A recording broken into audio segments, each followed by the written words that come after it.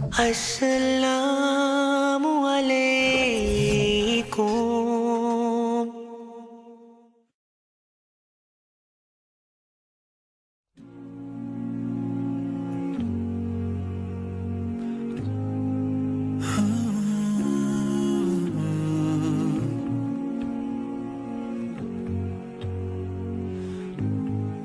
Just recently, actually yesterday over the internet, I was talking to a youth group in DC. And, a question came up in the discussion. There was this, young sister who asked the question, I love everything about Islam except hijab. And it seems like hijab is there to protect men from looking at us. So, I don't really see the point in it. And instead of arguing of the social benefits of hijab or what hijab does to honor women and all of that stuff, that's actually already going in the wrong direction, that conversation. We need to take a step back and ask a more fundamental question. Let's take a step back and let's ask Ibrahim alayhi salam. Ibrahim alayhi salam loves Islam too. But then Allah makes a tiny little request. How about you go in the middle of the desert and leave your family there? Right? He's not one that's going to say, I love everything about Islam, but this whole leaving my family in the middle to die thing, I don't know. I'm not that comfortable with that. And after he's done with that, you know what? Why don't you jump into a fire? I love everything about Islam, except this whole, burning myself alive. That's asking a little too much. Nope, you don't find that question. Then Allah says, put a knife to your son's throat.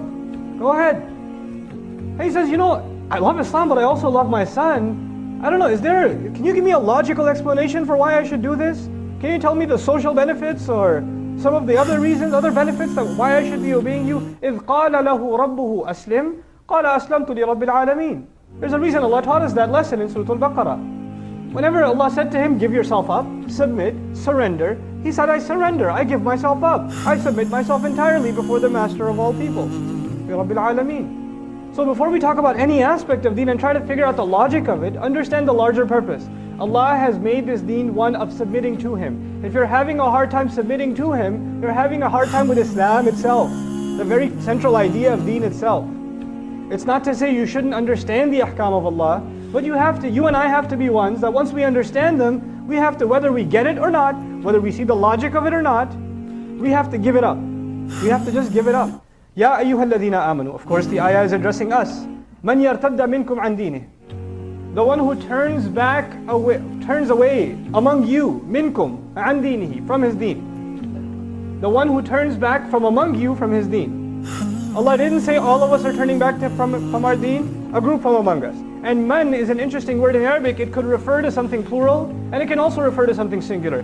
So from a point of view of taqleel, it could be even if a single person is walking away from deen. They're walking away from the religion. And I've already mentioned to you this can happen in two ways.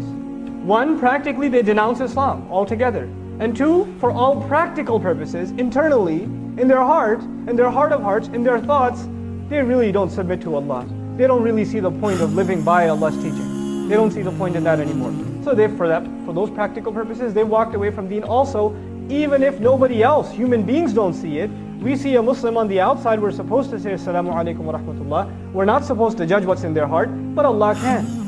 Allah sees what's inside. So whoever of you has walked away, or does so, then what does Allah say? فَسَوْفَ, then soon. And sawfa is the Arabic word that implies very soon. It won't take very long for Allah to take immediate steps. And what are those steps? يَأْتِ اللَّهُ بِقَوْمٍ. Allah will bring about a nation. Allah will bring forward a nation. It's very interesting. The first part was even if one of you walks away, and then Allah says Allah will bring a whole nation around. In other words, you start thinking you're special? You think Allah needs you?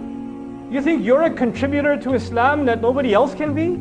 That you are irreplaceable? Allah Azza wa Jalla essentially says, what to speak of you, I'll bring a nation instead of you. You're not an asset. Don't think of yourself as that high.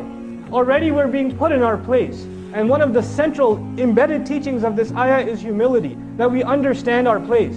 That in this deen, when we get the honor of saying La ilaha illallah, when we have the honor of saying Muhammadur Rasulullah sallallahu alayhi wa sallam, then this is an honor and a gift given by Allah. And if you don't appreciate this gift, then who needs you? There's plenty of others that can appreciate it more than you and I.